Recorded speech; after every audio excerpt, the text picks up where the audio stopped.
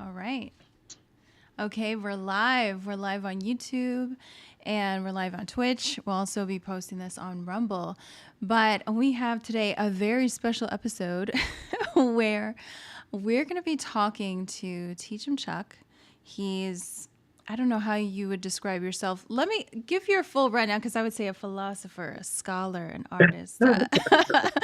Um, just Hey, an anomaly in every way. But we're going to have a that's discussion, a fair. really, really interesting discussion about leftists and why they hate objective morality.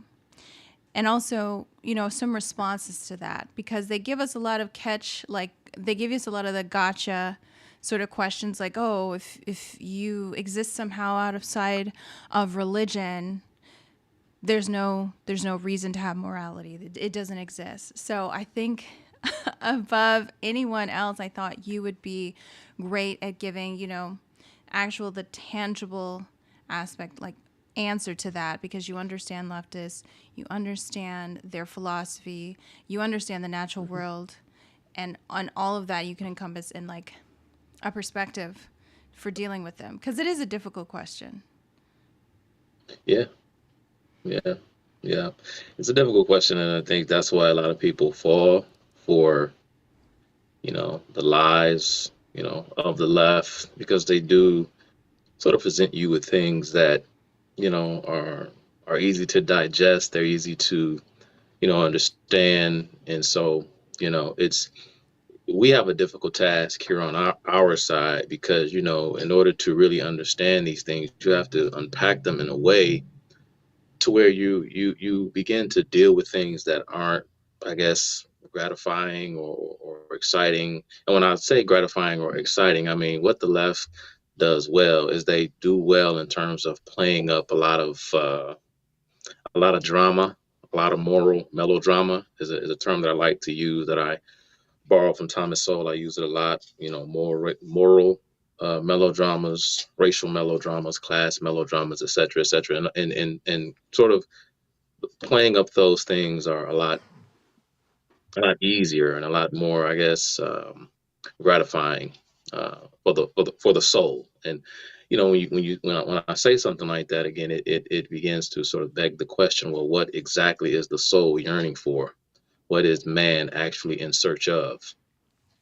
And so that's when you begin to unpack the question at its core. What exactly is going on here, and why does the left have this almost revulsion, I guess, towards objective morality? Where does this stem from? So uh, it's a very deep question. There's a lot of history involved, and we will discuss a bit of it here. So Yeah. So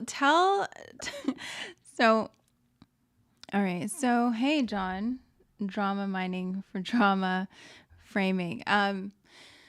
So tell us a little about yourself. We've never been on the channel since, I mean, you were my first video that I posted, but it's been a while. You've yeah. been doing a lot. So tell, everyone in my YouTube space Mhm. who you are and Mhm. what you've been up to and where they can find you. Well, you can find me on Instagram. You can also find me on YouTube. I'm trying to build my YouTube platform up. Just currently crossed over the 1,000 subscriber Oh, barrier. What was that? congratulations. Thanks. Maybe like a month ago. But you can find me Teaching Chuck on Instagram and YouTube.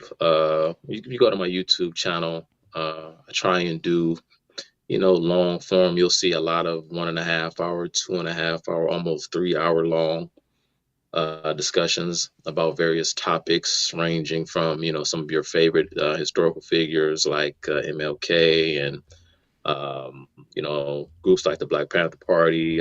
Did a video on Malcolm X. I'm currently doing a 3-part video on Barack Obama, or more specifically, those around Obama. I did 2 parts. I uploaded them to my YouTube channel thus far. I'm working on a third part. I just been so busy. I haven't really had a chance to really get into it the way I want to.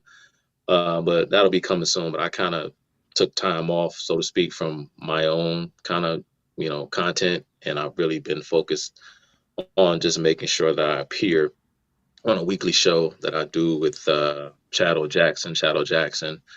Uh, uh, I guess it's fair to call him the director of the Uncle Tom film series.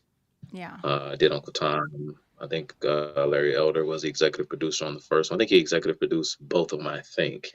Mm-hmm. But yeah, so you go to Chad Jackson's YouTube channel. We do a weekly show, which I will be going live after I'm done with the lovely Layla Gray. I'm going live with Chad Jackson and Keisha King, who some of you are probably familiar with. She's always on Newsmax and Fox and stuff like that. Mm-hmm. Doing a lot of good work down in Florida for the I want to say RNC and another fellow conservative content creator named Blanchard Robinson. The four of us do a weekly show on Shadow Jackson's YouTube channel called Cutting Through the Culture. So it's a very, very good show. It's really starting to pick up steam. And of course, Chad is currently in the process of putting out Uncle Tom 3. He right now he's doing a documentary film. I'm sure he wouldn't mind me sharing this with you guys. He's doing a documentary film called Comrade Yuri about the life of Yuri Bismunoff. And once he is done with that, he's really going to kick into high gear and start to focus on Uncle Tom 3, which I will be part of. And I think Layla might be part of it as well. So just, some of the things I We'll have see how going it on, guys. goes. Let's see Yeah, I how it know goes. that's so exciting. I know that is going to be really beautiful. I mean, super cinematic stuff. And I do have to say, like, your content, while it is like several hours long, it's also the type of content that you'll come out on the other side like a total complete new perspective on reality, which is really it's really fulfilling because most of the time you hear about things and people mention things but they don't really give you that complete perspective, but yours is like very transformative, like the civil rights movement, just took everything that I thought as a worldview and flipped it upside down. It's just Yeah, it's definitely necessary. it's a tough pill to swallow, man. And Chad gets it a lot too. From people. I mean, some of the heavyweights. As far as just the conservative intelligentsia of today, they don't even trek into some of the areas where I go. And I learn a lot from these men. I'll name a couple. I mean, men like Victor Davis Hanson or David Horowitz, you know, um, Mark Levin, and these other, I consider them to be, conservative or part of the conservative intelligentsia, just to name a handful. And they don't. I mean, even someone like say like a Thomas Sowell uh, doesn't they don't go where I go No. often, especially when it comes to like you say, the civil rights movement, and figures like Martin Luther King Jr. Which you're beginning to see this sort of groundswell occurring where people are really, really beginning to question the merit of the civil rights movement, even though I know our conversation isn't about that per se, but we broached the subject because we began talking about some of my content, and so yeah. Mm-hmm. And I, again, I get some pushback. A lot of people aren't ready to hear a lot of these things, about No, those are their some of the idols. yeah, some of the heroes, because a lot of people think, for example, that yes, I mean, they were flawed men, but they were simply men of their time doing what it is that they felt was necessary. And to a lot of people today who consider themselves to be politically conservative, quite frankly, they feel as though, for example, the efforts of a Dr. Martin Luther King and the Southern Christian Leadership Conference was necessary, considering what, blacks were dealing with at the time. And, a lot of that stems from ignorance of history, and I hate to say it, and of course I'm not trying to divide this house in public, but I have to call a spade a spade. A lot of people who consider themselves to be conservative, quote unquote, or on the political right, in many instances, unfortunately, are just as misinformed as our liberal uh, uh, countrymen.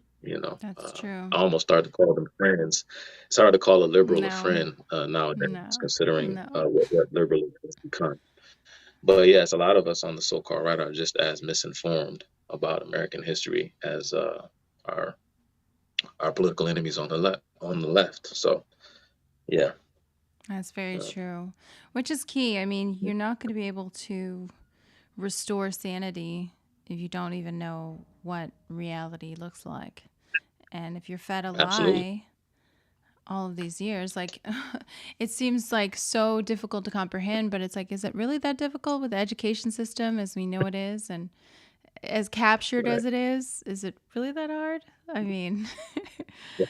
so to bring back to the topic of why the left abhors and disgusts and is completely disgusted by the idea Mhm. of objective morality, meaning like this is wrong and this is right. There's no gray area. It just is what it Right. is. They don't like that.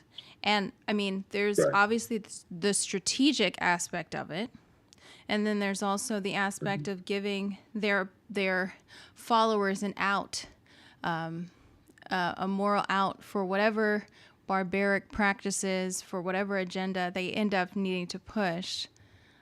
They need to give their followers that out of it's okay, it wasn't really wrong, morality doesn't Right. exist. um, Mhm. so maybe we could touch on the the strategic path, the strategic narrative they have Mhm. to build about objective morality and how that's non-existent so that they can just recreate reality from the ground up. I mean, even to the point Right. of removing gender, like Mhm. male and female doesn't exist. That's not associated with anything productive in biology. It's just an abstract concept. I think that goes and plays into, it goes hand in hand with not having morality. Because if there's no reason for men and women to exist, then there's no such thing as morals. There's no such thing as good or bad. So maybe we could start there. Yeah, well, just, overall, I mean, as far as, morality and the way we conceive of it at any given epoch in time, that's a word that Karl Marx and Friedrich Engels, they love the word epoch. But what it means is just a fancy way of saying at various stages throughout the dialectical process. What is considered morality, of course, runs downstream, I suppose, from a kind of power dynamic that exists. Uh, Morality or truth, quite frankly, as we understand it, is the reflection or is the byproduct of power. Okay. Um, of course, if you're talking about the left today, someone like say Karl Marx is, I mean, he's bound to come up. But so for example, just to be fair, I mean, even if we go back to the Hellenic period, in ancient Greece, I'm talking fourth, fifth, sixth century. For example, there was a group of Greek teachers known as the Sophists, and it's where we hence we hear the term sophistry today.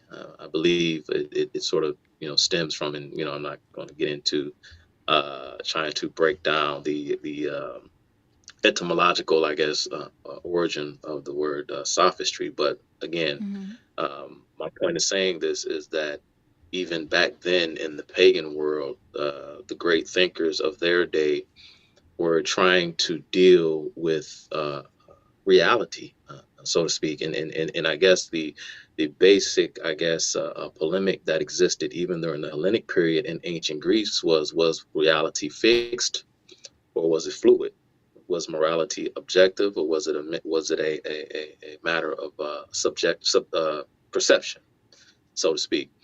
And as time went on, the sophists of their day, they would go on and they would teach and they would lecture and these things, and these group of men became known as sort of like the high sages or the magi of their time. Anytime you're talking about the left, and we may get here eventually, there's always this sort of this undergird of esoteric philosophy involved as well. But again, back to the sophists. So over time, they were kind of highly regarded and highly respected. But then as time went on, the reputation of the sophists began to sink once folks began to see how morally fluid they were and how they Mm-hmm. were only interested in self-aggrandizement and winning debates, quote unquote, as opposed to trying to figure out what is truth, or what is the truth. And someone like, say, an Aristotle was a strong adamant opponent of the sophists.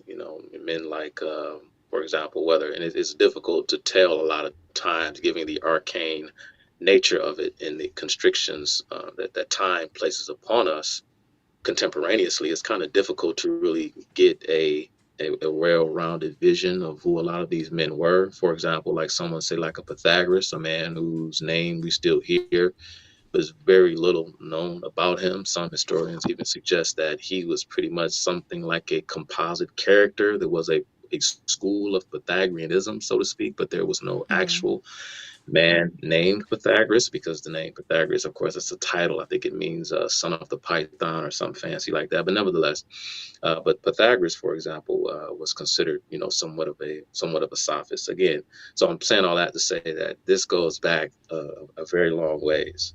It didn't just begin in, say, for example, 19th century Germany with Karl Marx. But to get back to Marx, just to fast forward to kind of give it a genesis, to kind of give it a start point, so that way we won't overly complicate the issue. Uh, Marx would take, for example, of course, when you speak of Marx, you also speak of Hegel, right? It's something like they Mm-hmm. go hand in hand, right? But Marx would take Hegel's model of dialectics and come up with an entirely different way of understanding, not just the flow of ideas, because Marx didn't think that ideas were, I guess, permanent, or say, for example, objective. Say, for example, like a someone like a Hegel Mm-hmm. believe, we hear the term, thesis, antithesis, and synthesis. Another way I would look at it I would say, for example, position, opposition, composition, where in Hegel, he believed that every idea begets its own contradiction. And the world is permeated with ideas, right? And it is within the material realm that manifests, or the spirit, should I say, manifests within the spiritual realm. And so what you are seeing in the material world is the manifestation of ideas. This is where we get, Hegel's idea of dialectics, where, it was called at the time, dialectical idealism. And these were those who were considered at the time to be on the political right? Of course, because you had two, stop me, jump in at any point.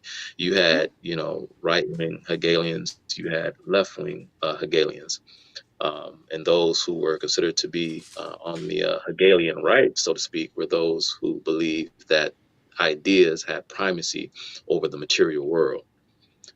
Marx would come along and turn everything upside down. He began to, or he believed that that it was the material world that that creates our ideas, right? And so this is when we start to talk about morality, Mm-hmm. and what's morality all about, and what purpose does it serve? right? And so when you say, well, why does the left, what's going on? You know, from a tactical standpoint, it serves their purpose, it would seem, serves their ends to have this attitude, because it kind of puts them outside the boundaries of accountability, because they feel as though they aren't bound, of course, by any sort of concrete value set. And the reason being is because they genuinely believe that morality as it stands at any given epoch that sort of precedes this period of communism, which represented the end of history for someone like a Marx and like a Hegel, it exists only to serve what is in the best interest of the property owning class. You understand? And so, Yeah. okay, yeah. So understanding Marx, when we talk about Marx and we use the term, for example, like Marxism. Marxism is an all-encompassing philosophy. It's a totalizing philosophy. In order to understand Marx, and it's not. I'm not going to say it isn't important, but again, there I guess steps, or once you start to break it down and do your research, you'll go into areas that you probably weren't prepared to go into, and then you'll kind of get to see a bigger picture. But it's important to understand, first and foremost, that what informed Karl Marx's political beliefs was his atheism. Yeah. Marx's atheism came before everything else. He was an atheist first, of course. Yes, Karl Marx was an ethnic Jew, but and he came from a long line of rabbis on both his paternal and his matrilineal and his patrilineal side. But he was born in a town in Germany called Trier, and I think it was a heavily Catholic area at the time, which was kind of a bit odd that his parents, or his father, should I say, would adopt Protestantism, given the fact that they were pretty much, I guess, surrounded by Catholics. But I think that his father kind of liked the the freedom, considering the fact that again, not to get too deep into, for example, Lutheranism and the Protestant Reformation, there was a bit of, I guess, freedom associated with that. As a matter of fact, Karl Marx would even um, say as much when it came to Martin Luther. You would think that Marx, who said, people often like to cite the whole quote of religion being the opiate of the masses. I think Karl Marx, he originated the quote that the religion is the sigh of the oppressed, but I believe he borrowed that quote that religion is the opiate of the masses from another man by the name of Charles Kingsley. Just as a point of fact, because people like to say it was Marx, but Marx kind of took Charles Kingsley's sentiment about religion and kind of paraphrased it a bit. But Marx would, he gushed over Martin Luther because he viewed the Protestant Reformation as being one step toward the overall abolition of religion as a whole. He saw the Protestant Reformation as a disintegration of the church and its centralized authority, which in a sense it was. In a sense, again, I'm not here to get into a theological debate on Protestantism versus Catholicism. It's not my area of expertise, but I'm just telling you what Karl Marx said, and what he believed. And so, here's a man in Marx who was baptized at an early age. He was baptized when he was about 6 years old. But again, his father took a liking to philosophers, the likes of Voltaire, Rousseau, and others. And so, he didn't really have this sort of staunch religious upbringing. Although his parents were not atheists by any stretch of the imagination. But it was Marx, of course, when he went off to college, is really when he began to sort of like he evolved. It's funny, I look at the story of Marx, who entered into college a religious man. Again, I'm not saying that he was this pious kind of puritanical sort of a guy, because he wasn't. As a matter of fact, I think he went to about 3 or 4 separate colleges. University of Berlin. He went to Bonn for a minute. I'm trying to remember the order of the school that he attended, but nevertheless, the first school that he attended, I think he was eventually removed because of his unruly behavior.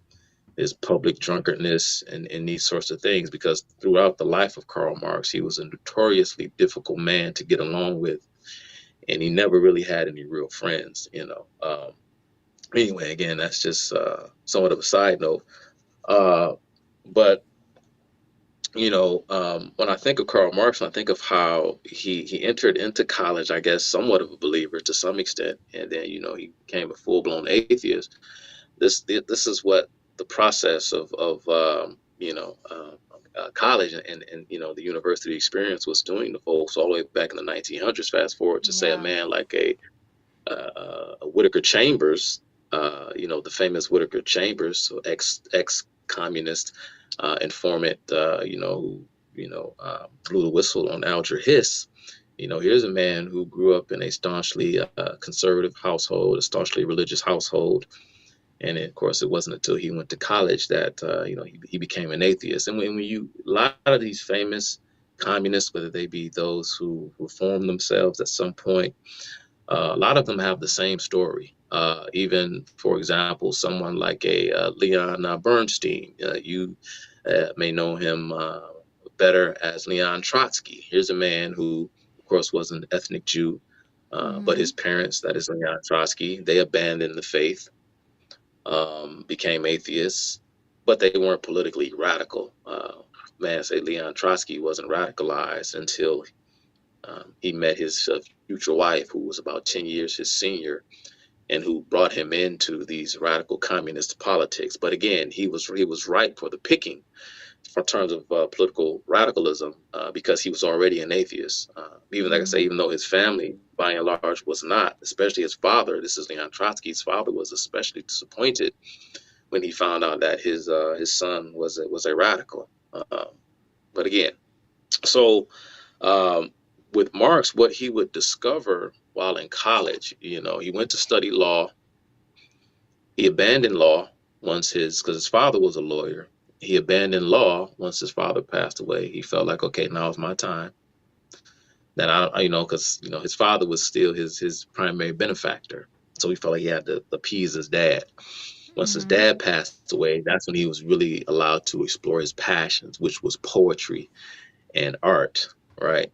And philosophy. And even though you can look at law is kind of philosophical to a great extent, but Marx was really into poetry, same as sort of like the French sentimentalists and the French romanticists of the late 1700s, say like someone like a Jean-Jacques Rousseau. Marx would, that was his whole shtick, that was his thing. And it wasn't until there were three key moments, and I guess I'll kind of pass it back to you because I know you probably have a question. There was three key moments or three key influences in the mind and on the life of Karl Marx that kind of led him down this path. Just again, when it came to his atheism. And there were three particular men who published three works in particular. There was one man by the name of Friedrich Strauss, who published a work titled The Life of Jesus. I think it was published sometime around 1835. And it was Strauss because Strauss was actually a student of Hegel. He studied before Wilhelm Friedrich Hegel. From my understanding, by my research and knowledge, I don't think Marx and Hegel ever had any, they never met. But Friedrich Strauss was an actual student of Hegel who adopted Hegel's form of dialectics. And to Strauss, kind of similar to Hegel, but not exactly, but he believed that man, through the contradiction, so to speak, these kind of spiritual contradictions, again, man would kind of grow or obtain a higher spiritual understanding through this ongoing conflict or battle between contradictions. Okay, there was that. It was the work of David Strauss. And there was also the work of a man who was sort of like Friedrich Engels before Engels, who was he and Marx were like joined at the hip. I think they were even roommates for a time. Was a man that he met in college who was part of a group along with Marx called the Young Hegelians, a man by the name of Bruno Bauer. Okay. Bruno Bauer, yeah, Bruno Bauer. I'm trying to remember what his work was because I actually have some information queued up here. Yes, that was the name of Bruno Bauer's essay. It was titled "The Historical Criticisms of the Synoptic Gospels." This was published Oh. sometime in 1841, 1841. And he and Bruno Bauer actually attempted to begin a publication called the Journal of Atheism, right? But they couldn't find a financiers and people to help them kind of get the publication off the ground, so it never went anywhere. Mm. But he and Bruno Bauer would eventually part ways because even Bruno Bauer wasn't radical enough for Marx at a certain point. And this was the final death knell. This was the third, I guess, in the in the steps toward Marx just pretty much becoming who he would be notoriously known for being. Mm-hmm. Uh, and that was when the works of a man named Ludwig Feuerbach was put forth. Let me see. His most famous work, which left a huge impression on Marx, was a book titled "The Essence of Christianity." This was written by a man named Ludwig Feuerbach, who was, again, we hear a lot about Hegel, but we don't hear a lot about Strauss, Bauer, and Feuerbach. Feuerbach was the man who really, really gave Marx his inspiration, and the reason being is because, and there were a few different works that really, really impressed Marx, but the essence of Christianity was key. And what Feuerbach, his contention in that book was that man is the highest form of consciousness in the universe, Oh. and that anytime man gives credit to God for anything positive, he is essentially robbing himself of the opportunity to, I guess, enjoy or bask in the ambiance uh, of his own humanity, of his own power, and of his own perfection. God is some kind of projection of man's own ideals. Instead of man owning who he is, he create this almost like this straw man that he can then worship, as opposed to I guess looking inward, i.e., worshiping himself. And Karl Marx was so impressed by Feuerbach's work and his overall thesis, I guess, encompassed in all of his works, that Karl Marx contended, and this was in a letter that he wrote to Feuerbach sometime during the 1840s, that it was Feuerbach who, this is a quote, gave socialism its philosophical foundation. That is a quote. So go back. So remember what I just said. Feuerbach believed that that man was the highest form of consciousness in the universe, and Marx took that to say, okay, that's it. That is the root of what will become my philosophy, not of economics, not of the Mm-hmm. political structure, but my philosophy on life. Because if you understand Marx and what it means when he talks about dialectical materialism, when people think material, oftentimes they erroneously associate the term material in that sense with property. Yeah. That's not what Marx meant entirely, because when Marx is talking about dialectical materialism, he's not talking about property. When he talks about economic determinism, which stems from dialectical materialism, he's talking about property, but not when he's talking about dialectical materialism. Marx, when he means by dialectical materialism, he's talking about the material world and how things are formed. Because things are formed in the natural world by way of conflict, quite literally. Talking about, I mean, I guess I'm trying. It's funny because it's kind of weird to sort of explain it in a Yeah. scientific way. But again, this was Marx. This was his understanding in the mid 19th century about the nature of reality, and everything in reality was the process, or what you see in the universe is in fact a motion. right? And Mm-hmm. so when you think about conflict and contradiction, you're thinking about things quite literally coming into conflict by colliding with one another.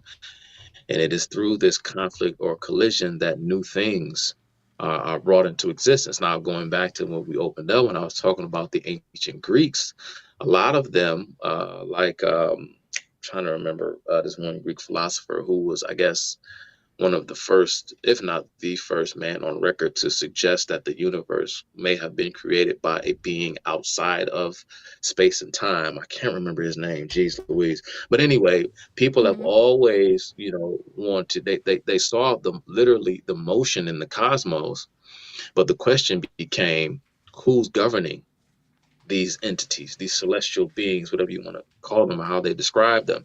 And so what was the initial cause of motion was always the question amongst the great thinkers, again going all the way back to ancient Greece. But for Karl Marx, he saw motion in the universe as being the uh, the uh, the explanation, I suppose, in terms of how things sort of evolve and come into being. And of course, you had Darwin and Freud, and you had a lot of kind of stuff going on as far as the intelligentsia was concerned at that time.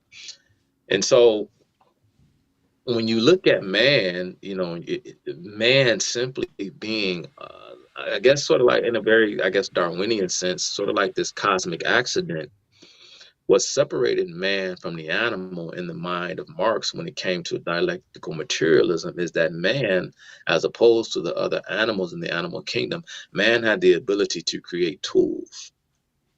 And what do I mean? And what is significant about the ability to create tools? When you create tools, you create modes of production. See, first and foremost, a man is concerned with, safety, water, food, shelter, all of these things.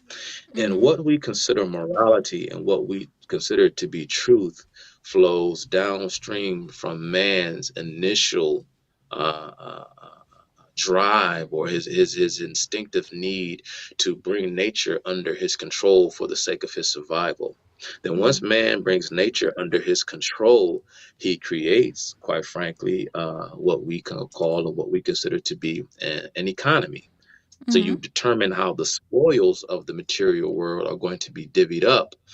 And then what you have to do is you have to create an ideological system and its various forms to justify the mode of production, because that is man's initial cause. Everything else, this is what in Friedrich Engels, I like the way he put it when he spoke at the graveside of Karl Marx, uh, in a speech he gave commemorating the life of his friend, when he describes it, quite frankly, as ideological overgrowth. He said Marx found the truth.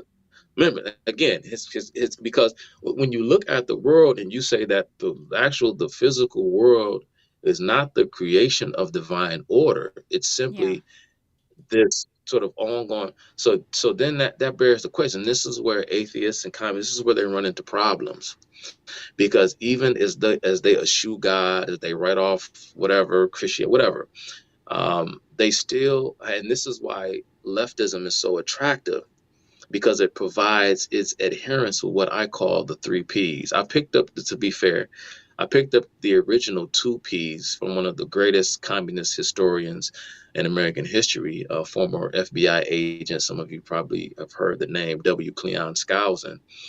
W. Cleon Skousen says that communism provides its adherence with two things that man instinctively yearns for, which is peace and prosperity. But I added a third piece. So this is why I kind of owned it. I said it's mine. Yeah. Communism, leftism provides its adherence with the three P's: peace, the promise of peace, prosperity, and purpose. Because if you say that, well, how we conceive of God, for example, when we say things like "Thou shalt not steal," well, "Thou shalt not steal" in the minds of Karl Marx only benefits those who own property. You understand? So they are Yeah. creating these systems in order to maintain the status quo. So this is where you get the whole concept that, along with, I guess, the bourgeois class, What accompanies the bourgeois class is bourgeois ideas. Those who do not have the laborer who does not have a revolutionary consciousness is as embraced and is embodying bourgeois values and bourgeois ideas. And it is to this extent, or to that extent, that the worker is of no use to himself and to the world, quite frankly, if he isn't revolutionary. And this is, of course, what can justify all the killing, the murder, the purges, and this, that, and the third.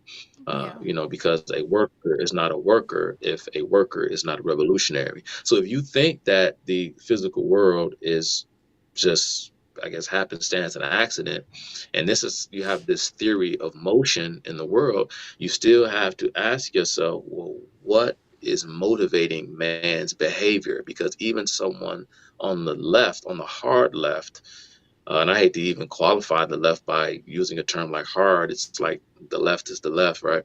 But again, they still have to find purpose in life, which means that just like the believer, there is some kind of inherent need to find value. And the purpose of that inherent need is so that the individual can find some sense of redemption. We know that, of course, the gospel provides you with a form of redemption, but so does Marxism. And this is, and so Marxism is weird when you ask the question, because Marxism can only justify itself when it borrows from Christian ethics. That's the only time Marxism can even justify itself. If you think that, okay, That's by interesting hook or crook, perspective. Yeah. by hook or crook, by some way, somehow, that the property owning class, they took all the capital and did whatever. And if you say, well, they are exploiting the worker, right? And this has to stop because this is wrong. Well, again, if there is no objective morality, then how can one even suggest that exploitation is wrong? Where are you Very getting this true. notion from? Where are you getting this concept from, that to prey on someone who's weaker than you, to prey on the poor, to exploit and take advantage of the poor? Where are you getting this idea from? Where are you getting this concept from? There has to be something outside of man's, I guess, perception, something metaphysical, right? That is bestowing some kind of higher, right, calling, or placing some degree of value and purpose onto your life. Again, and then this is again, this is what something like or someone like a Karl Marx. This is something that he rejected. This is something that he couldn't understand, which is, like, again, something that a lot of those on the left can't understand. Again, and it goes back to Feuerbach, because they quite literally believe that man is, quite frankly, the maker of his own fate, the maker of his own destiny, and it is man who is the highest form of consciousness in the known universe, because they could see no evidence that a God actually existed. They could see no evidence for it. So in fact, basically what you're saying is there's the leftist inspired by this ideal that there is no power above man and his consciousness. So That's therefore, right. anything that man dictates and says is right, and Mm-hmm. anything he dictates and says Right. is bad. And so that ultimately plays in their whole ideology of by any means necessary, and supports Mm-hmm. that ultimately, because Yeah. without that notion, they wouldn't be able to justify by any means necessary. They wouldn't be able to say they Right. can just destroy Right. You know, with because no consequence. morality, right, right, but Mm-hmm. well, any type of morality, and this is a I think I'm paraphrasing Lenin. I may be quoting him directly, but I'm trying to remember that any any moral system that is, how would he say it, that is preceded by something supernatural is to be dismissed. one's sense of right and wrong is solely um, the result of his class, and that's how you define morality. Morality is defined by what can serve class interests, what serves Wow. class interests, and this So is it's where you another get. layer. So it's another layer on top Mhm. of it that it then transforms based on your class. Okay. Yeah, yeah, and what can best serve your class is what's moral in the minds of the revolutionary. Again, this is when Lenin. I mean, it's somewhat difficult to separate Lenin from Marx because they pretty much said a lot of the same things Lenin would say. He would say some of the exact same things that Marx would say. He would just say it slightly differently, and then he added a new layer to it as Mm-hmm. well. And then men like Mao. That's where you hear terms like Leninism, right? Leninism Mm-hmm. or more Marxist Leninism. You'll hear Yeah. because Lenin really kind of put Marxist theories into I guess political practice, so to speak. Um, and then fast forward to Mao in the 1970s. You know, well, Mao kind of had this whole thing, and a lot of people say, well, Mao was really influenced by the cultural Marxists of the Frankfurt School, who were then, of course, heavily influenced by Gramsci and whatnot, and famous Marxist theoreticians who were members of the Frankfurt School, like Karl Kraus, who wrote in his 1922 essay "Marxism and Philosophy," was actually gave rise to the Frankfurt School. You sort of began to see more of this, I guess, sort of like a cultural component, which again kind of led Soviet Russia and China into opposing directions, because I wanted to circle back on something that you said when you talked about the family. Um, you know, Engels, in both Marx and Engels, but Engels is especially in his book, The Origins of the Family. And there Mm-hmm. were two things to consider, of course. Everything, and they were able to kind of jigger the whole situation where everything was in the best.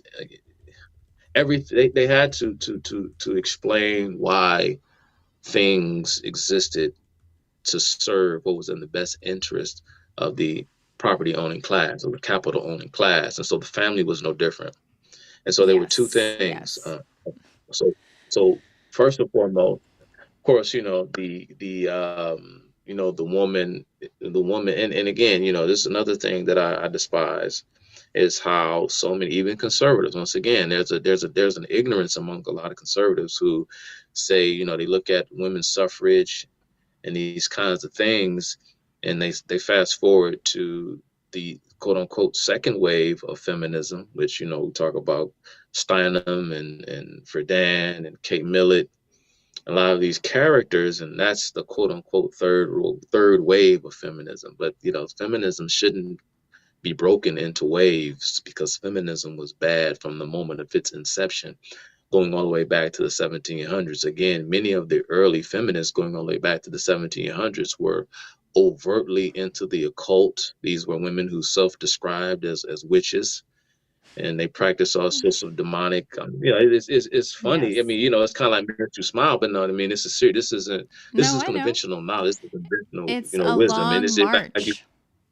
It's a long yeah, march. it's a long run. Every single movement, whether or not however they justify it essentially, is all Yeah, it's all a long march toward the dissolution and yeah, destruction of society. That's yeah, really what I get mhm, from there.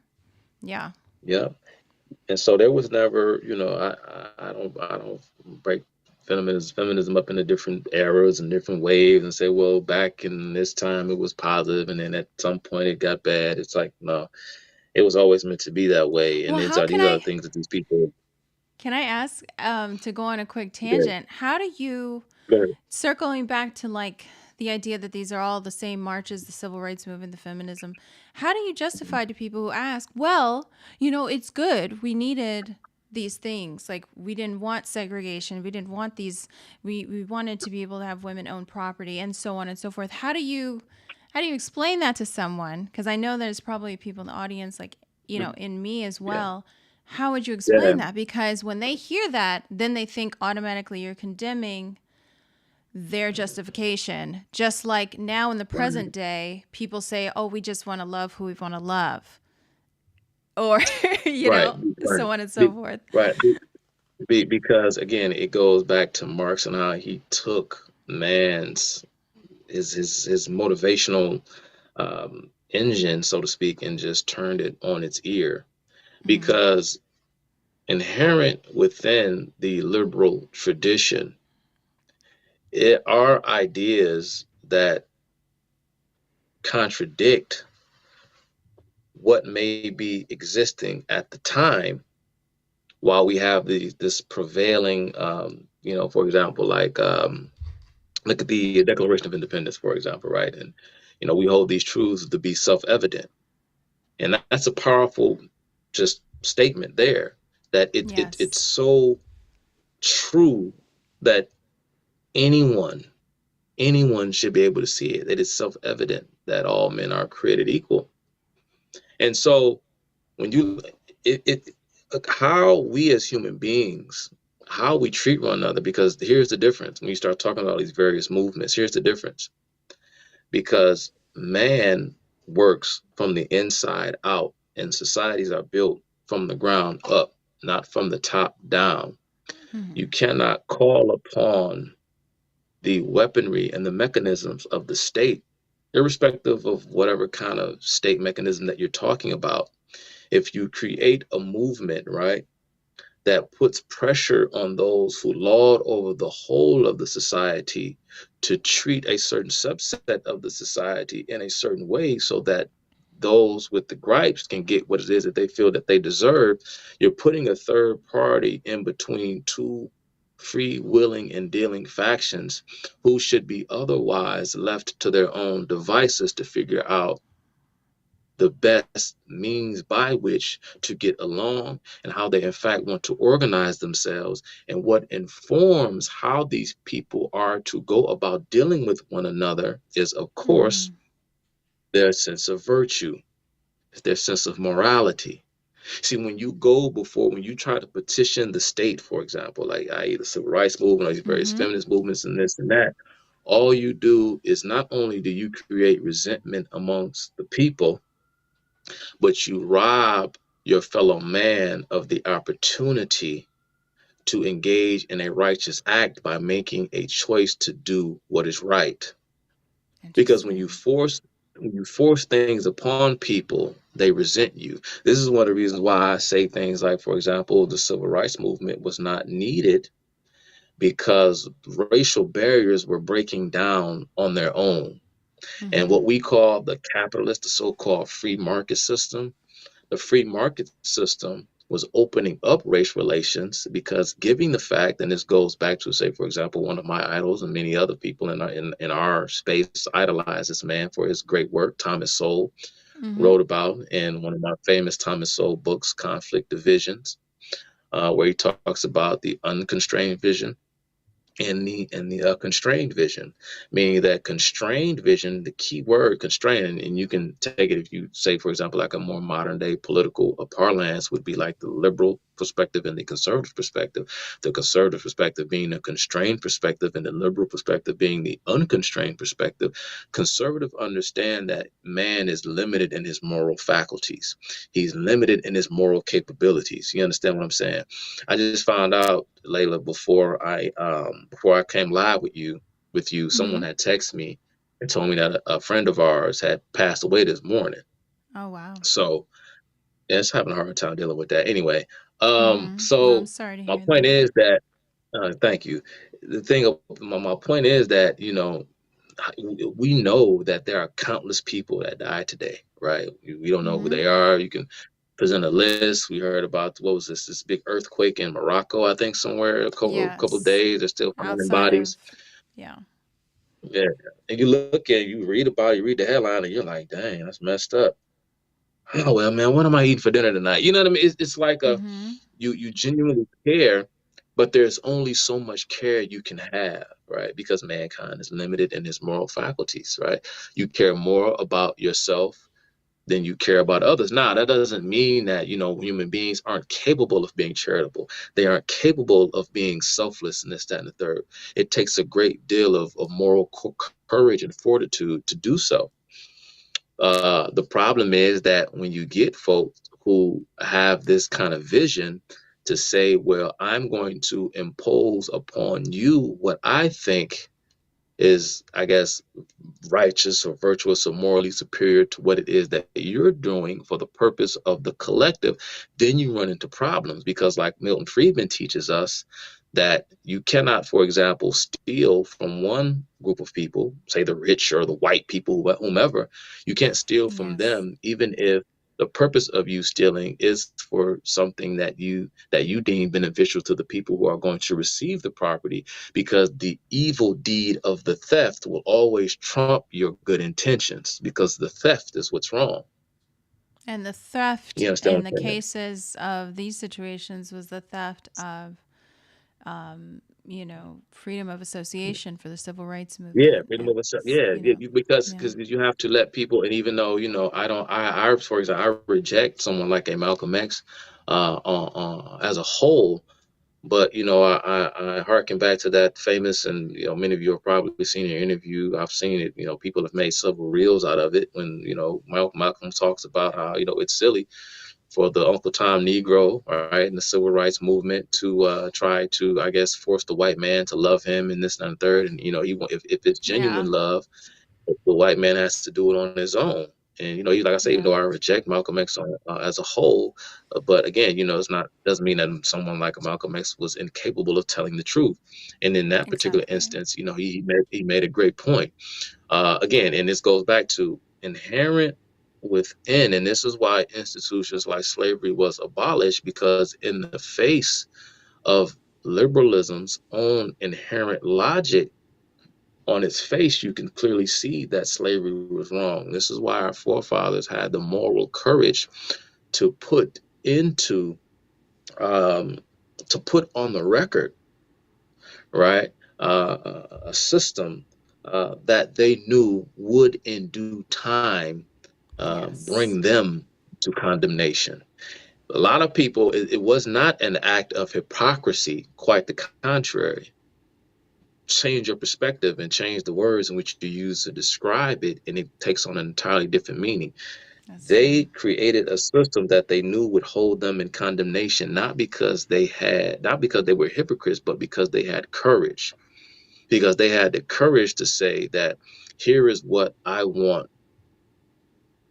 here's what I want us to be.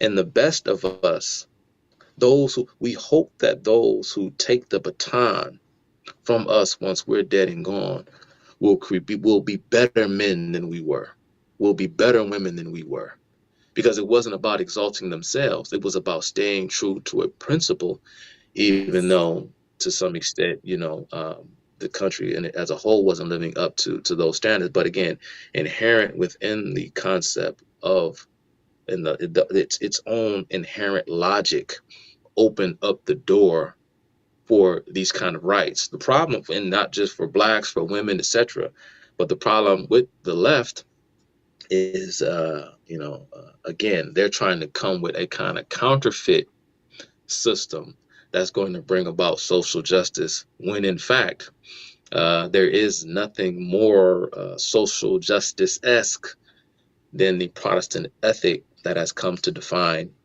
the West, or more specifically, America. Because everything that the left claims that they want, the tools, the means to reach this end that they seek, has already been laid out. Right? They're just trying to come with something that is counterfeit to the real revolution, which was this idea that every single solitary human soul is imbued with its own intrinsic value, that every human soul is unique. This is one of the reasons why, for example, I haven't lost myself, because I'm going to get back to this thing about the family, but Yeah. this is one of the reasons why Marx would say, again, it was either Marx or Lenin, geez, but I think it was Marx who said it first, and Lenin probably just repeated it. But either way, Um, the quote was, or the sentiment was, that religious criticism is the beginning of all criticism. And why would Marx or Lenin say something like that? Well, because again, if their thing is this whole thing with the class, and of course, the dialectical conflict being between the capitalist, right, and the laborer, right? Um, Religion suggests that each human being is sort of guided by his own conscience. And so when I go before my maker, Layla, I will be, weighed on the scale. Right? I will have to be held to account for the things that I've done in this life, and so will you. There is no, okay, well, we both black, or we this or we that. That there's a blacks only section in heaven, and there's a whites only section or a Mexicans only section. Yeah. It's not how it works, right? It's one kingdom under God, right?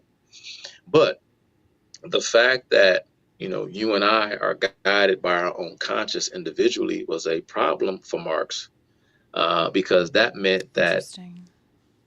that fed into the whole concept of individualism, which Marx would consider to be a huge problem, because that is an example for him of a kind of false consciousness, because that hampers the revolution, because that causes each of us to sort of go in our own way, right? But And again, just okay. go ahead, You go good? ahead, go ahead. No, I was just going to say that sounds like a complete contradiction in itself. If man Mhm. is the beginning and end of reality, Mhm. wouldn't an individual personal perspective be valuable? And see, since there's no higher power other than man, it just. But Right, again, it's to serve their right, means. That's ultimately what everything circles back to: mhm, is will it serve our objective? right, Because we need our right. Well, malleable morality. right. Right.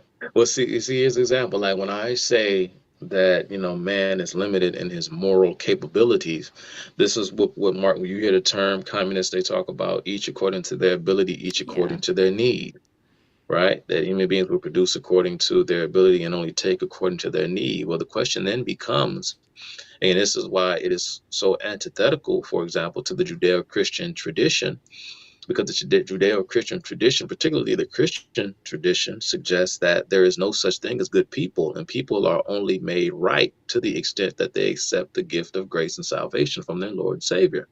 Because Hmm. no man is worthy, and the blood of Jesus had to atone for the sins of all man in order to protect us from the wrath of his Father, right? So Hmm. there is no such thing as good people, all right? Now we can look at, because we do have a kind of earthly and I guess secular way of looking at things, where we say, well, if someone cheats on their wife or husband with have a consensual sexual relationship with another adult outside of marriage, we'll say, oh, that's bad, man. You shouldn't do that, right? But it's like, that person could still be a friend of yours. Like, man, I got a homeboy, man. He always cheating on his wife, man. That's just what he do, man. But that's my boy. He a good dude. He need to stop doing that. But man, whatever. That's between him and his wife. Him and his wife, and you take that up with God, right? But Hmm. what if you found out you had a buddy who was having sex with underage children? And it's Hmm. like, nah, that's a totally different thing. It's like, okay, well, you can be an adulterer, but you can't be a pederast or a pedophile. And that's something that's totally different. So we have this kind of moral, earthly, secular hierarchy in terms of how we view things. But in the eye of God, right, our deeds, as the Bible says, are like filthy rags, and so we all fall short at some point, because no matter what. God demands perfection. Even though an adulterer isn't as low on the totem pole as a pedophile, an adulterer is still short of perfection. So he too, like the pedophile, is in need of grace, right? But then you could go So, back, though, and actually try to justify that in a sense of how it, let's say, the intensity of how it negatively affects society. Like there is more of a tangible mhm. aspect to it, because obviously No, no, no. there's a Oh, I get that. severity.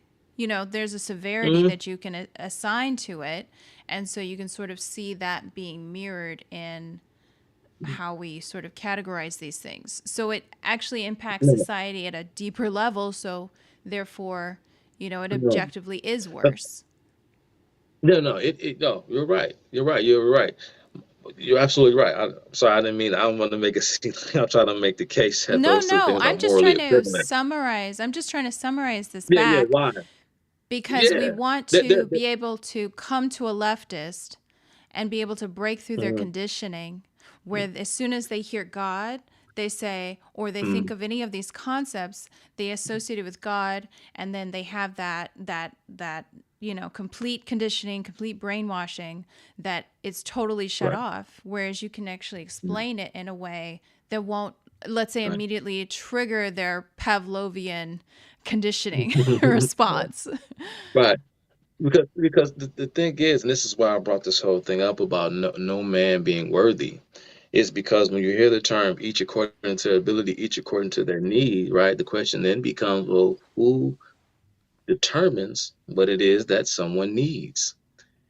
See, such a person The who is feminists. tasked with the responsibility, right, of and again, Hmm. they think that they believe that they hold the moral high ground, right, inherently because of their class. They're not morally superior to someone else based upon what they believe or based upon how they conduct themselves in the real world. They're morally superior based upon their class. This is why when it comes to this whole issue with the black subculture, all right, and everything can be racist. They can call white folks all kinds of names and Hmm. go carry on and act a fool, right? But yet and still they still feel somewhat justified in their actions, or to the very least, they feel as though their actions are simply the result of the initial act. I call this the initial domino theory. I don't have time to go into it, but the black underclass or black subculture or urban subculture that has come to define black culture by and large, they feel as though they are, in fact, justified. They've been justified in their actions, of course, because they are members of the oppressed class, and by default, they feel as though they have the moral high ground because again, they are the perpetual victims. And so, when it comes to each taking according to their need, the question becomes the person or group of people tasked with such a responsibility will have to be a group of folks who are morally superior to the rest of us. Yeah. But again, when you have a biblical understanding, right? Because you almost have to have God like omnipresence and omniscience and omnipotence, right, in order to play that kind of game. This is why, for example, saying things like centralized economies don't work. And this is why I always tell people that capitalism isn't an economic system, right? Because the term capitalism is a Marxist pejorative, it's a Marxist contrivance, but capitalism, quite frankly, is the only economic system, quote unquote, that is commensurate with the principle of natural law. And that is Wow. that every human being knows what is in the best interest of themselves, and it is a respect for your fellow man, and you agree. There's this tacit agreement to conduct business, so to speak, in such a way as to not, a trample on the inherent rights of your fellow man. And this is why capitalism as an economic system is superior than, say, a centralized model, morally speaking, given the fact that each individual in the reason why you as an individual, your property being an extension, so to speak, of your own kind of the ownership of your person, so to speak, is because that God recognizes the uniqueness of every single solitary individual, because every single solitary individual has their own soul and will be judged according to their deeds, or not just your deeds, of course, but when it comes to, say, for example, the Christian worldview, it's not a matter of deed. Of course, it is a matter of faith. But anyway, each Wow. individual and each individual life is valuable. Each individual. I'm trying to say in my long-winded way. I'm sorry if I'm all over the place, but every individual life has value. Therefore, a centralized economy, i.e., socialism, communism, is inherently and objectively opposed to the Christian worldview, because that particular worldview or model does not recognize the inherent value of every human life. You know, Fascinating. so yeah, so again, I don't know how these people expect folks who to produce according to their ability if they aren't compensated in accordance with what the worth that their fellow man places upon their activity, right? Because who am I to say that someone who finds the cure for Alzheimer's doesn't deserve to be rich? I remember I went on a just a side note, quick story. I went when I was down in Miami the last time I went down there on a little vacation, and I went on I was on the boat down there and it was going on this little boat tour. And the boat tour, the guy on the boat, the tour guy was showing us all these homes. Or this is Sylvester Stallone. He used to live here. He built this house, and so built it. And he's showing us all these famous people, athletes, actors, actresses, all their homes. And he said that right there. He said that's the most expensive house. Again, it's just I don't know if for all you've been to Miami, you know that little island that's off. Y'all know what I'm talking about, where all the Mm-hmm. mansions and stuff are. And he said that right there, that's the most expensive house on this in this area. And he said, guess who lives there? So we was all like, man, I don't know who live there. He said the man who invented Viagra. That's his house. Nice. So I That's mean, so fantastic. so the dude who invented Viagra is the richest guy in Miami. I don't know, one of the richest guys, man. I don't know if y'all know that, but or he may not be the richest guy, but he He had owns the most he expensive owns home. the most expensive home in South Beach. So again, I That's wanted to just circle fantastic. back real Oh, I quick wanted to before just we get shout out of here. out. Okay. I know, I wanted to just shout out really quickly someone to bring back to your point of valuing the individual and how that requires an objective morality sustained in something, not just in how, whoever can assign it to whoever it is, each according to their assignment they receive. And then one of the commentators said, AKA, all lives matter, which is so funny Yeah. that it brings it back to why they would detest a slogan like that.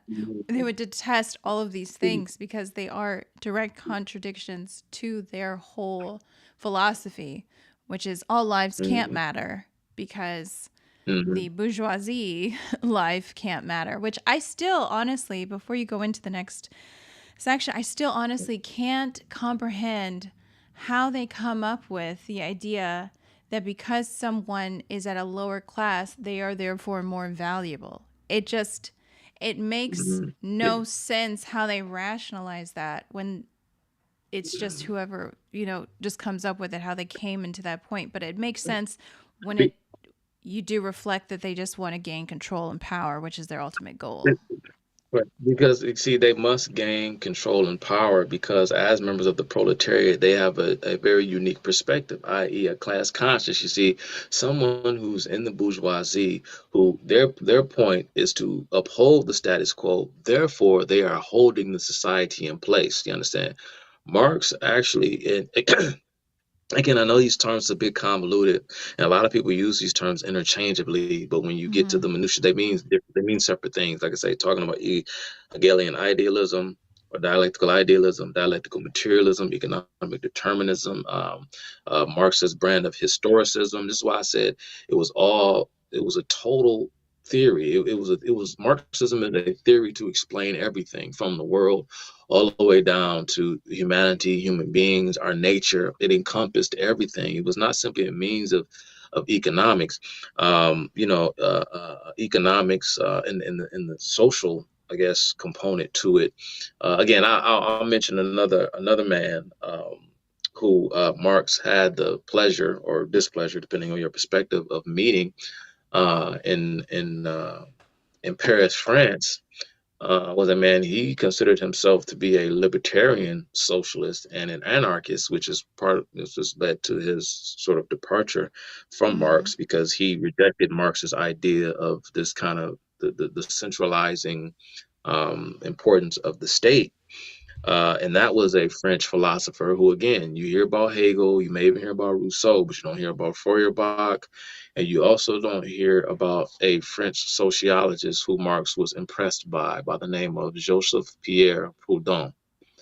Joseph Pierre Proudhon was pretty much the man who gave Karl Marx. I mean, it's kind of weird, because I think of Marx and I also think of someone, say, like a Howard Zinn, for example, another Mm-hmm. famous or infamous left-wing thinker of the 20th century. Not Mm-hmm. only was he an ideologue, he wasn't a true scholar. He's not an intellectual. He was a political ideologue. But he was also a bad scholar in that much of Howard Zinn's work was plagiarized from another left-wing intellectual by the name of Hans Konen. Okay. And so Marx would kind of do, and it's funny because Hans Konen, he accepted it. He dealt with it because he felt, for whatever reason, Howard Zinn was able to push Conan. I think his name was Hans Conan. If I mispronounce his name, I apologize. I may issue a correction when I come back on here. But he was like, as long as the message is getting out there, I don't care who's telling it. Of course, Howard Zinn had a lot of famous celebrity connections. I don't know if you all noticed, Howard Zinn, for example. Did you all know that Howard Zinn was Matt Damon's next door neighbor? Oh, Uh, wow. he he knew Matt Damon ever since he was a boy. This is why Oh my when gosh. you ever saw the film Good Will Hunting, Mm-hmm. you'll hear in Good Will Hunting all the hat tips and nods to Howard Zinn and other quacks like Noam Chomsky. Yeah. Anyway, but I don't know. Who knows exactly why Howard Zinn and Howard Zinn, he was more charismatic, very, especially in his younger days, a very handsome man and whatever. Anyway, that was a whole little tangent there. But going back to Marx, yes, Marx became famous for it. But pretty much Marx borrowed a lot of his ideas from a French sociologist, philosopher named Joseph Pierre Proudhon. But again, he's just another man who is forgotten to history. But it'd be worthwhile investigating the ideas of Proudhon to get Mm. a greater understanding of Karl Marx. Yeah. But yeah, like you said, you would think, but why do these people being victims? It gives them the moral high ground because it gives them the unique perspective in the way that it is up to them to get to drive the society towards its next ideological synthesis, the next phase in this trek toward the end of history, which would be, of course, to open up the Communist Manifesto. Karl Marx said, of course, Mm-hmm. the history of all hitherto existing society is the presence of class struggle. And once there is no class struggle, then history ceases, history stops. Okay, it's like, as they say, humanitizing the eschaton. It is a human eschatology, meaning that man believes that he can bring about through his own will, his own volition, a kind of end times, but not in an afterlife, in an eternal afterlife, but again, sort of like a heaven on earth. And this is possible. This is possible Mm. only if man will accept the reality as they see it, that of course he is in fact God and nothing or no one else. And so this is why the lowest of the low, those who feel as though that they are oppressed, have carte blanche to do whatever they want to do because they are the chosen ones. Because those who have the power aren't interested in the synthesis. They're not interested in that.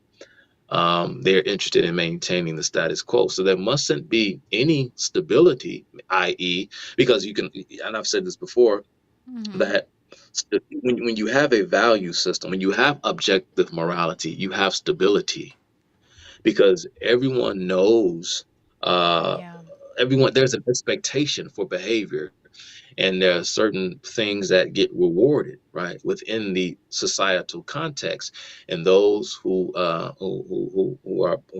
best cultivate or foster those values that we hold near and dear are the ones who are going to be, I guess, rewarded or reap the spoils of the society.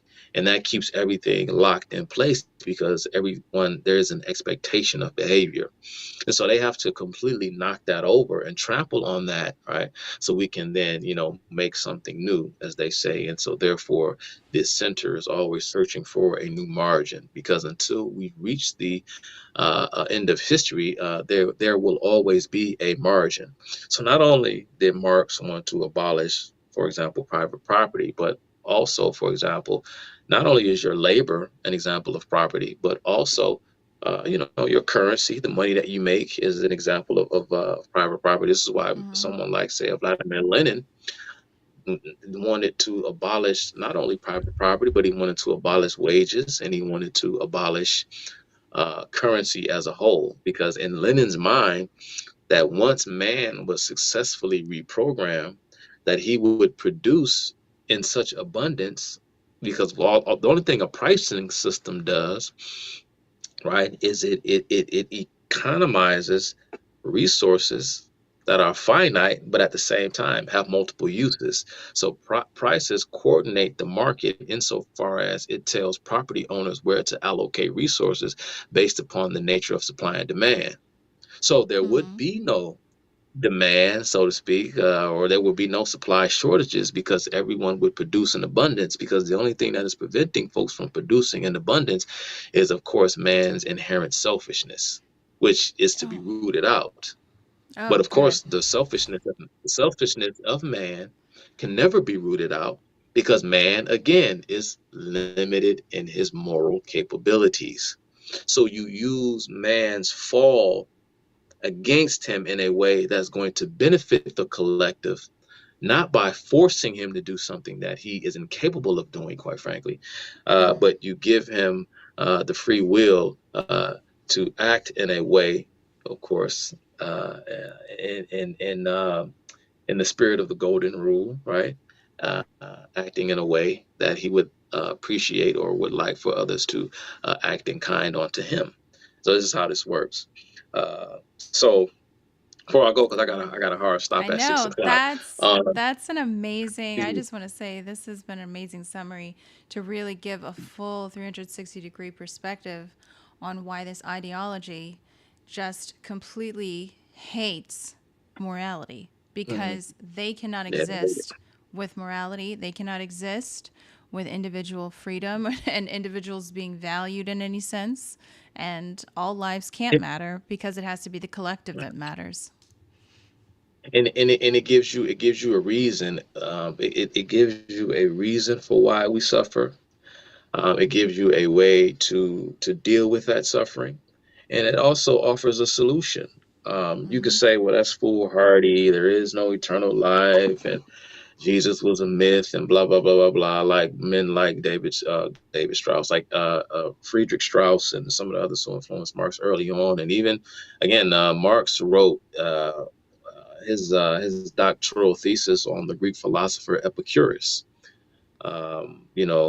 So again, which in Epicurus at the time was one of the great what they called atomists at that time. There was a school of Greek philosophy called atomism, where again they thought that the movement they even though they didn't know what we know today in terms of how our the subatomic quantum nature of reality. Although anyway, Mm-hmm. I don't want to muddy the waters too much, but anyway, there was this idea, and Epicurus was one of the key champions of it, that that the movement of the atoms as we would understand them today sort of there was a moral content consequence, so to speak, to the motion of atoms and the movement of the subatomic, because they believed, the ancient Greeks, that the physical world was composed of something more minute, something more minuscule, that kind of gave the quote unquote illusion of a physical place.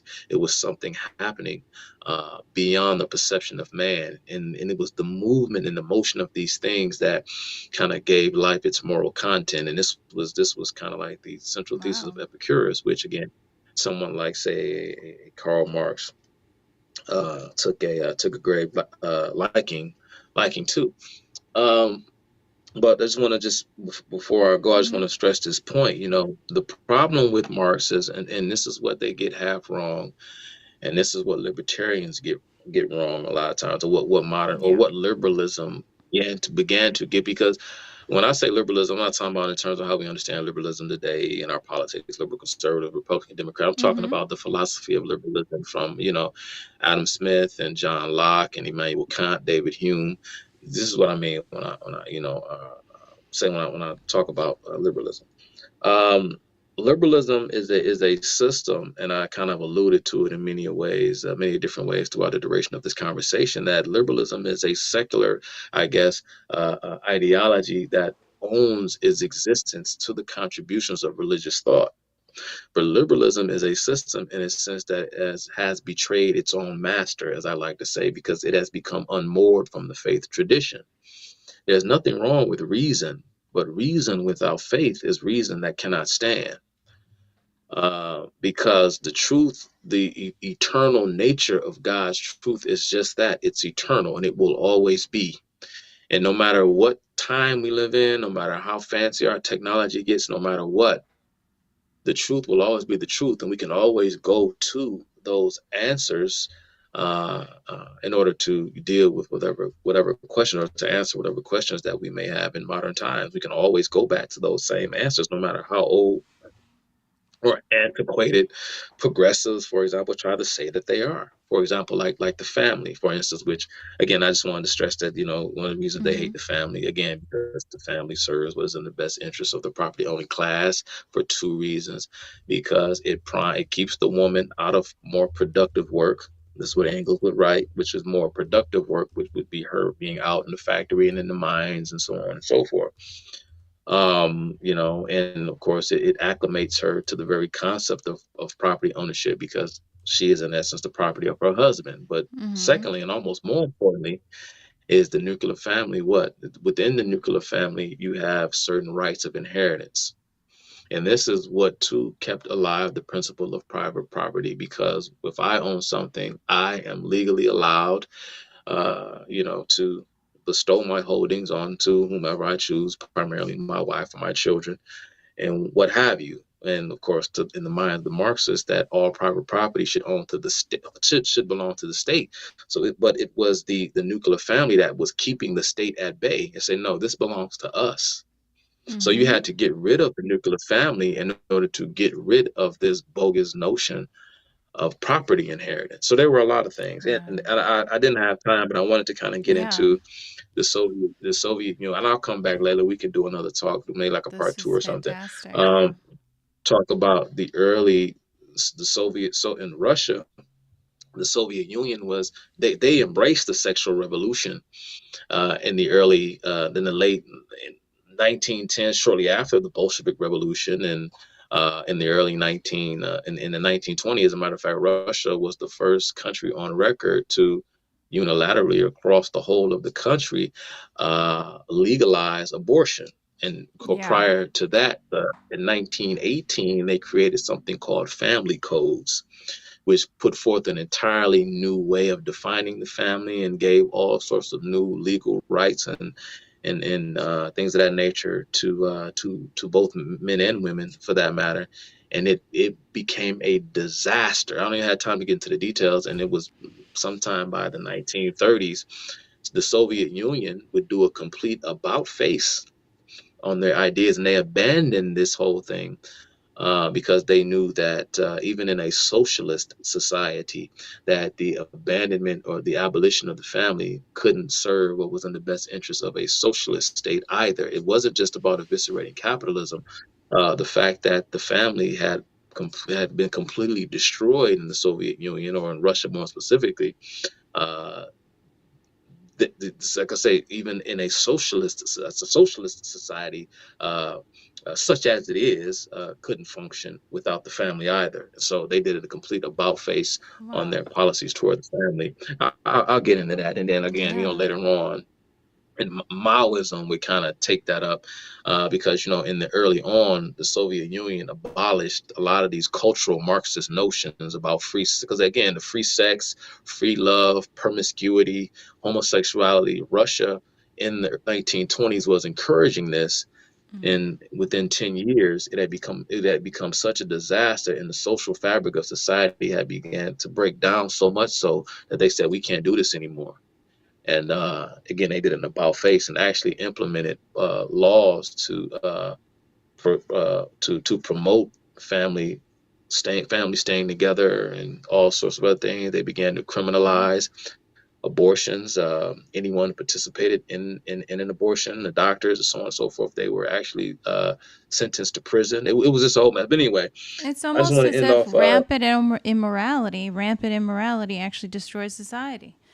It's almost Yeah, as it if destroys that's what society. It happens. doesn't matter if it's a Soviet society Yeah. or a capitalist society. But I want to remind. And I said something earlier. I just want to end with this. Okay. Again, I'm not Catholic again, but I try to pick, and when someone says something, when someone I feel as though is a righteous person, and whatever, I try to learn from them. Mm-hmm. And one of the great anti-communist freedom fighters of the 20th century was, of course, Archbishop Fulton J. Sheen. And Fulton J. Sheen has a quote. He says that God combined choice and self-perfection, and to tear them apart is to do a great disservice to man. Here's what Archbishop Fulton Sheen means. What we understand, going back to what I said with John Locke and Kant and Hume, I call them the triumvirate of classical liberalism, and what they got wrong and what communists get wrong. They both have each something right to the exclusion of the part that they leave out.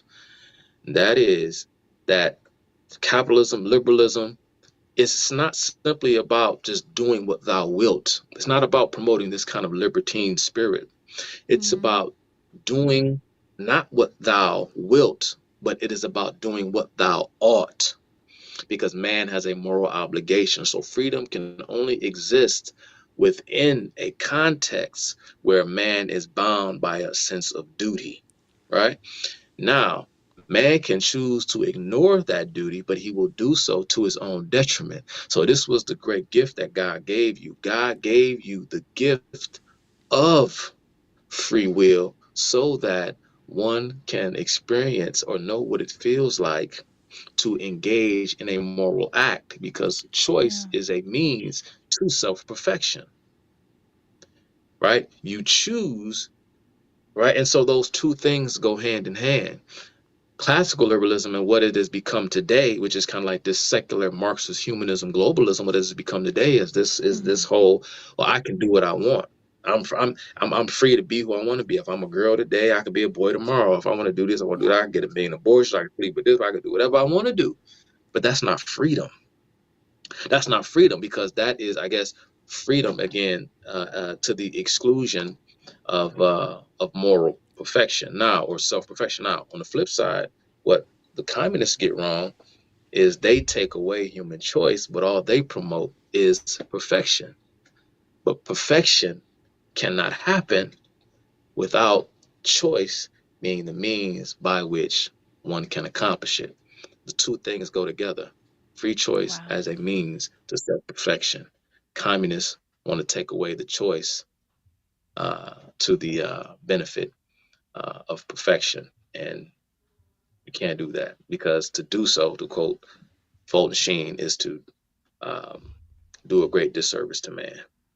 So, That is an amazing place to end on. I yeah. tried very much to not speak very much. People in the chat were begging me, don't interrupt. Make sure you don't interrupt. So Oh, you have a lot of people in the chat, very engaging, great insights. And I think that whoever watches the recap and whoever joined, I think we just will have a lot to take away, to arm ourselves to help really spread the message and better understand the reality we really live in, because we're being lied to, and on both sides they don't really understand the complexity and the truth of the problem that we're facing and what we need to do to ultimately correct it. So thank you so much for joining. I really enjoyed this, as each and every time, obviously. Yeah, yeah. Thanks for having me, Layla, man. Anytime, like I said, I know we've been, for those of you, me and Layla been planning. It's been like a month. We kept like Yes. missing each other, scheduling conflicts, whatever. It was crazy, but we finally had a chance to get together. So I'm glad, Layla. Layla was one of the first kind of people that I met on social media that was like really appreciated what I was saying and kind of really helped kind of grow my profile a bit. So Layla, I will forever be um, grateful for you for that, and I'm I'll grateful for never your forget you. work. We'll I always be know. friends, and anytime you need me, I'm coming. Like the bat signal. You want to have a conversation? Let's do it, Yes. man. Let's do it. Yes. And All right, everybody watching, definitely join him on his live. What time does that start? With 7:30. 7:30. 7:30. All right. Thanks so much. Seven Have a thirty great. Eastern time. I don't know where you guys are, but Eastern time, 7:30.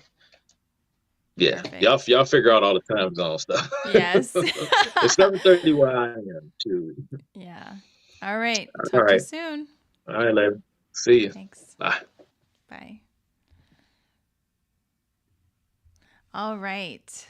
Wow. That was an amazing, I think, live, an amazing recap. And thanks to everybody in the comments, John. Yeah, shouting him out, Teach Him Chuck. You can find him, you can search for Cutting Through the Culture. It's going to be on Chad O. Jackson's channel, but if you search for the show, Cutting Through the Culture, you'll be able to check it out. It's every Sunday, 7:30. That's his main show. And then, of course, Teach Him Chuck has his own channel, and you can find him on his channel where he does, similar to this, very deep dive into these concepts so you can break them down.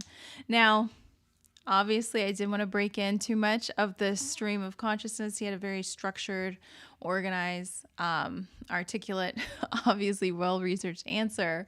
But I just want to say, I feel like these are the types of questions, these are the types of concepts we need to explore, not inside the confines that we're used to. Oh, socialists and communists are bad and they're just evil people. You should ask why. What makes them evil? What is it? Because then you can sort of deconstruct and you can develop tools to nullify them and neutralize them in your environment and where you are. Because that's ultimately what we have to do if we look to maintain a society. Because as I'm not sure if you picked up, but ultimately, when you abandon things like the family structure, when you abandon things like objective morality, freedom of association, the rights to choose and be even an individual, you create a corrupt society that ultimately crumbles and perishes. Now, obviously, that's what they're looking for. They're looking to destroy society so that the more righteous proletariat or the more righteous victims can, conquer the earth and restore it. But ultimately, it's going to be a very difficult process, as we've seen throughout historical records. It's a lot of people suffer immensely because of this. Don't abandon your family, guys. Yeah, to say the least. So that's where it really comes to, because they're going to, you have to understand, leftists and most people, they want to be able to justify whatever they do. They don't have the they don't have the fortitude and the courage to acknowledge the fact that potentially what they did was wrong for whatever reason. So because of that, they're going to resist and resist and resist. So if you come up to them and say the outcome of your behavior is going to be negative, it's going to destabilize of many, many people, again, as we've seen in history, they're going to resist that. They're not going to want to hear it. They're going to shut down. They're going to try to deflect and blame and say, oh, well, I'm not religious. I don't have to have morality, or I'm not this, or I'm not that. But in actuality, all of these things revolve around natural law. They revolve around the principles of behavior that will allow us to maximize our free will, maximize our potential, and live the most peaceful, harmonious life possible. All of these things in that, if you abandon one, you're forsaking the other. So I hope this gave you some insight on how you can approach someone if you do ultimately try to influence them or debate them in any regard. Because again, I really encourage us to get out there and talk to people, engage with society. You know, we can't wait for someone to come save us. We have to participate in the society we live in, even if it's just our family, even if it's just our close friends. Many of us actually have not had the privilege of being properly educated. So it's not just that this person, for whatever reason, is a bad person and they deserve to suffer and they're just wrong. So, you know, shame on them. It's that they haven't been educated. So it really is a benefit to yourself and the rest of society to actually engage with those people and try to explain those things. So that's what I try to give some tools and insights to help do that as well. And also to give ourselves some sanity, some grounding of why these things exist and why it's important. Because there's really no true education anymore, I feel, unfortunately. There's very few people actually looking to educate. Most of media is just tabloids and sensationalism, and that's not really going to solve the problem. It sort of brings attention to a problem, but it doesn't ultimately solve it. So, oh yes, junior high, bachelor's. I know, it's just, we have to understand that no matter what level of intelligence, we can go out into the world and affect it, influence it in a positive way. So that's why I just really want to teach Teim Chuck to come on here and answer that question, because that's going to be a question that comes up so much and so frequently. And the leftists, they want to live in a world without, any morality, objectively at all. Everything, by any means necessary to achieve their utopia that somehow will happen, even though it's never happened and doesn't seem to work out for any countries that try to implement it. So I hope all of you enjoyed this episode. You can find Teim Chuck again on Instagram and YouTube. He also has a weekly show. You can find me obviously on Instagram. You can definitely subscribe to the channel for more content like this. We're going to get into some really fun topics coming up, especially when it comes to influence and protecting yourself from the negative influences of propaganda.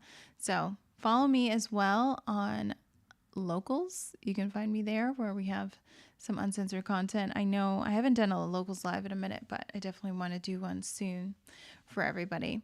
And this has been a really special episode, and I appreciate everybody in the chat. It was hard to pay attention to him and pay attention to all of the insightful comments. So I just wanted you to just know that everyone contributing in the chat to the conversation as a whole, I just couldn't interrupt the train of thought to point out all of the conversations. So thanks again. Oh, we have a few people. Don't forget, guys, the Golden Bachelor's on the... Nice. Who is here? Communism hasn't ever worked only because it wasn't implemented by the college sophomore. They know exactly what went wrong. Yeah, exactly.